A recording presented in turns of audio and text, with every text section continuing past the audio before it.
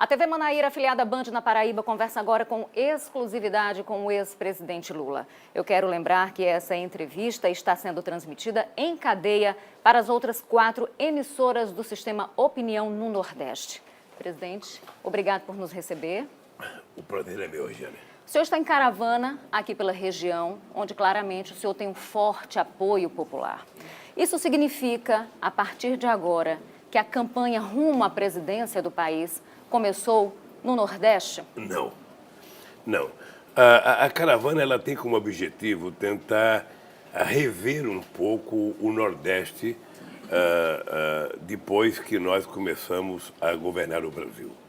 Ou seja, o Nordeste teve um momento excepcional de boom de crescimento. O Nordeste foi a parte do Brasil que mais se desenvolveu.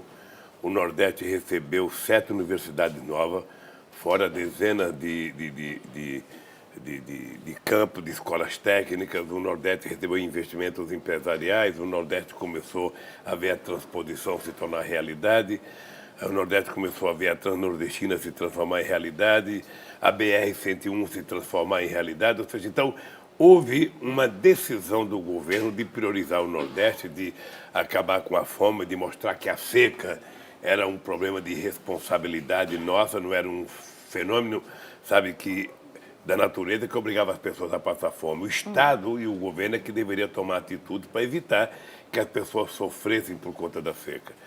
E eu estou fazendo a caravana para ver como é que está o povo outra vez, para conversar com o povo nordestino, para conversar com a alma desse povo. Daqui eu vou fazer outra pelo sul do país, outra pelo sudeste, outra pelo centro-oeste, outra pela Amazônia, para ver o que mudou no Brasil, o que está faltando, o que faltou fazer, o que precisa ser feito outra vez. Porque é conversando com o povo que a gente aprende.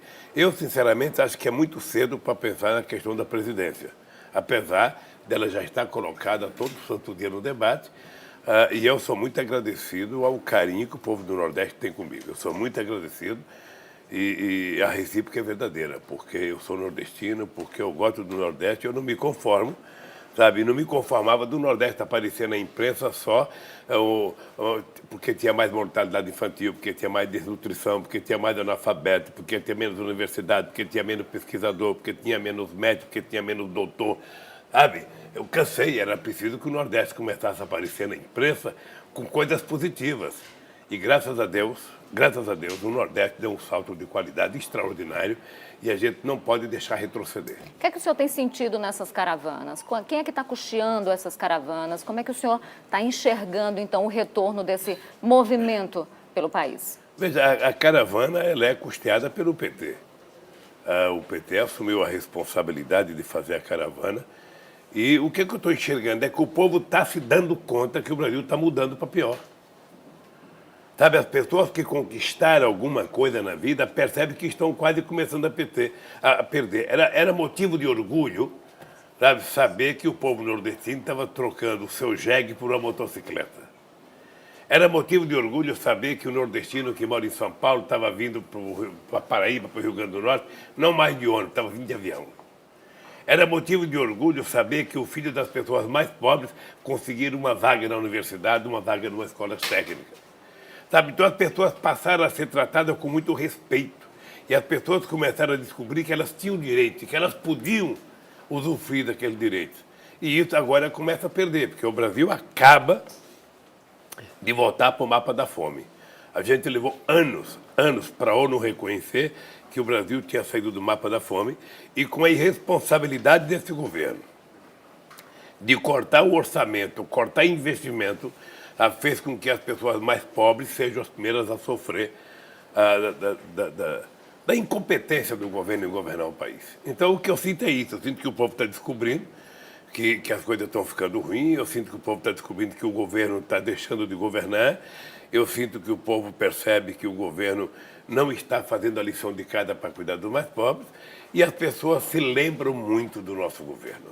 Se tem uma coisa que as pessoas se lembram, é do nosso governo, ou seja, é das coisas que nós fizemos nesse país e nesse Nordeste. Ou seja, o Bolsa Família, que tirou milhões de pessoas da miséria absoluta, a geração de 22 milhões de postos de trabalho que deu cidadania ao povo nordestino, o desenvolvimento do micro e pequeno negócio no Nordeste brasileiro, o aumento do salário mínimo que beneficiou milhões e milhões de pessoas por esse Nordeste afora, as pessoas começam a perceber que isso começa a fugir das mãos.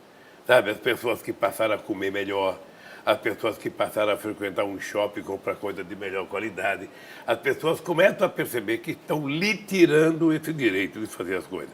Na LDO, que foi mandada para o Congresso agora, ou que vai ser mandada, o governo já anunciou que vai tirar R$10 do salário mínimo. Ou seja, por que não tira R$10, sei lá do quê?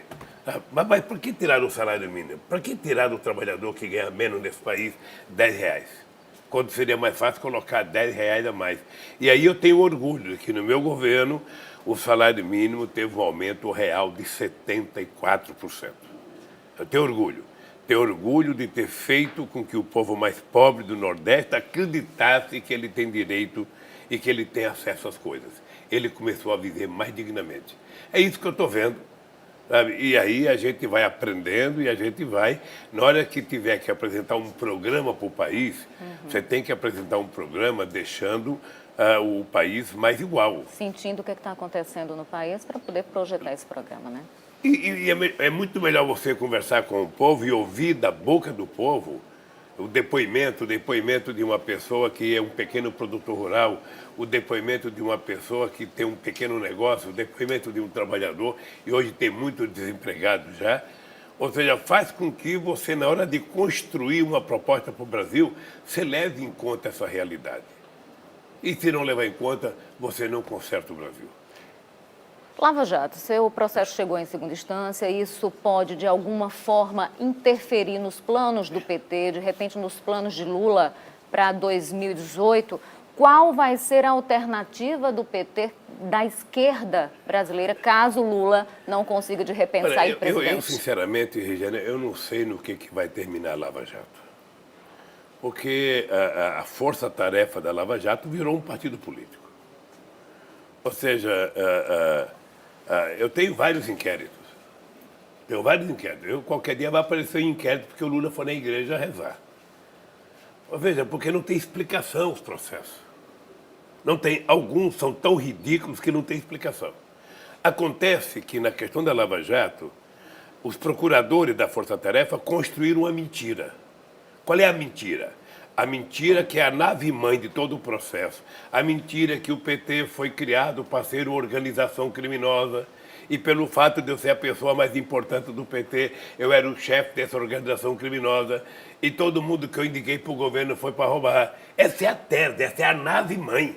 Como se um presidente da República eleito tivesse que fazer consulta ao Ministério Público de quem que ele vai indicar para o Ministério da Comunicação, para o Ministério da Indústria e Comércio, para ser diretor disso ou daquilo. A autonomia do presidente da República. Bem, e agora, como eles mentiram muito, eles não têm como sair. Eles se submeteram, na verdade, a determinados setores do meio de comunicação. Algumas revistas, alguns canais de televisão, e eles contam mentira todo santo dia. Você sabe quantas horas de Jornal Nacional eu tenho falando mal de mim? 20 horas. Qual político nesse país que aguenta 20 horas de Jornal Nacional? Os tucanos não aguentaram 1 hora, caíram tudo. Né? Parecia que tinha um rebanho de tucano voando, deram um tiro de garrucha, acabou os tucanos. Ou seja, eu estou com 63 capas de revista falando mal de mim todo dia. E eu só peço uma coisa, eu quero uma prova. Eu só quero uma prova, me dê um pedaço de papel, mesmo que rasgado, pequeno, dizendo que tem R$1 meu, sabe, que não seja ganho, honestamente. E eles não precisam, ele já disse, não precisam de prova. Eles construíram a convicção dele e ele não precisa mais de prova, ou seja, não temos que provar nada, nós temos que acusar e condenar e acabou. Ora, se o objetivo é fazer com que o Lula não possa ser candidato em 2018, me digam. Porque eu não quero prejudicar o país. Agora é o seguinte, eles vão ter que provar. Eu os desafio todo santo dia. Se tem político ladrão que roubou e está com o rabo no meio das pernas, é problema de quem roubou. Se roubou, vai ter que ser julgado e vai ser preso. Eu também sou contra prender antes de julgar. Eu também sou contra prender antes de julgar. Porque as pessoas são presas. Ontem eu encontrei com uma pessoa em Pernambuco e ele me disse que foi prestar um depoimento sobre um assunto qualquer lá. Disse que 20% das perguntas iniciais eram sobre o Lula. Você conhece o Lula? Você sabe se o Lula fez tal coisa? Você sabe se o Lula fez tal coisa? É assim. Eu conheço pessoas que foram presas e a primeira pergunta é: você conhece o Lula? Você já conversou com o Lula? Você sabe que o Lula fez isso ou aquilo? Ora, se eles querem evitar que eu seja candidato a presidente ou que eu ganhe as eleições, é muito mais fácil eles se filiarem a um partido político, serem candidatos e disputar as eleições. Eles governam do jeito que eles quiserem. Então, Regiane, é o seguinte: eu estou utilizando agora, vou olhar bem para a câmera, sério, eu estou pedindo, pelo amor de Deus, uma prova contra mim. Uma prova, uma só, não preciso nem duas nem três. Uma prova que eu fico quieto. Mas e qual a alternativa da esquerda caso o senhor não seja candidato a presidente? Olha, eu acho que nós temos muita gente. Veja, eu não quero discutir plano B nem plano A, não quero discutir eleições agora. Agora é o seguinte: você não constrói na história da democracia uma liderança, sabe? Depois você vai descartando. O PT tem muitas lideranças. Nós temos 5 governadores de estado que são importantes. Nós temos governadores como o de Minas Gerais, que é um estado importante. Nós temos o governador da Bahia, nós temos o ex-governador, sabe? Nós temos condições de ter candidaturas alternativas. Nós temos condições de, através da Frente do Brasil Popular, construir candidaturas outras até. Tá? O que eu não posso agora é dizer: bom, eu estou fora porque eles não querem que eu seja. Não, eu estou dentro. Estou dentro, eu vou andar pelo Brasil, vou conversar com o povo e vamos ver o que vai acontecer no momento certo, tá, para a gente tomar a decisão. O PT não tem plano B. Sabe? O PT tem plano A e o PT tem o plano de recuperar. Porque o que as pessoas não dizem, Regiane, é o seguinte: passaram 12 anos destruindo o PT. O objetivo era criminalizar o PT. Criminalizar para tentar tornar o PT um partido ilegal. Aliás, já entraram até na justiça pedindo isso. Acontece que quando eles fazem pesquisa e perguntam qual o partido da sua preferência, o PT tem 20%. Sabe quanto é o PSDB? 1%. Sabe quanto é o PMDB? 1%. Olha, então a gente tem que levar em conta que o PT é uma coisa, sabe, enraizada na sociedade brasileira. O PT é o único partido de característica nacional efetiva, sabe, que tem base do Iapoque ao Chuí, que tem militância. Então as pessoas precisam aprender que o PT é um patrimônio da esquerda latino-americana. E o PT, sabe, é muito grande e é muito forte. Agora, na sua opinião, quais os principais erros, por exemplo, do PT, que fizeram com que nós chegássemos ao cenário que o Brasil se encontra hoje, ao PMDB no poder, junto com o PSDB, aí que faz parte do principal, é a principal peça da base de sustentação? E mais, por exemplo, o PT voltaria a fazer determinadas coligações nesse sistema que a gente tem de presidencialismo de coalizão? Regiane, essa pergunta, ela me permite fazer uma brincadeira. É como se você casasse e 3 anos depois você se separasse e você tivesse que explicar o teu arrependimento porque casou com a pessoa que você se separou. Você casou porque no tempo que você casou você achava que ia dar certo. Ora, quando você vai dar aliança política é a mesma coisa. Você faz uma aliança política programática. Você escolhe um partido. Você escolhe um conjunto de partidos. Você compõe o governo com esses partidos. Olha, se não der certo, você desfaz. Vamos pegar agora a Angela Merkel na Alemanha.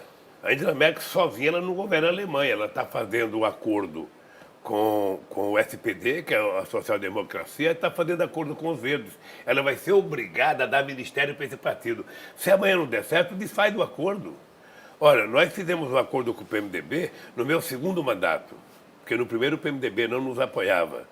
Nós fizemos um acordo programático, um documento assinado pelo Tarso Genro e pelo Temer na minha frente.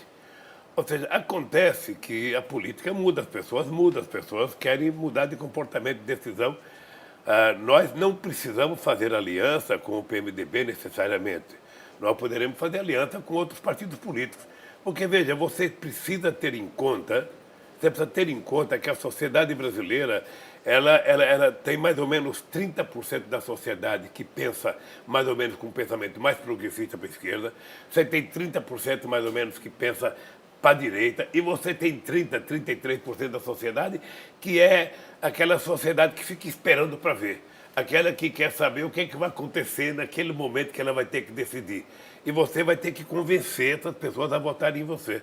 Então você vai ter que fazer aliança de acordo com a realidade do momento das eleições. Porque sozinho ninguém governa.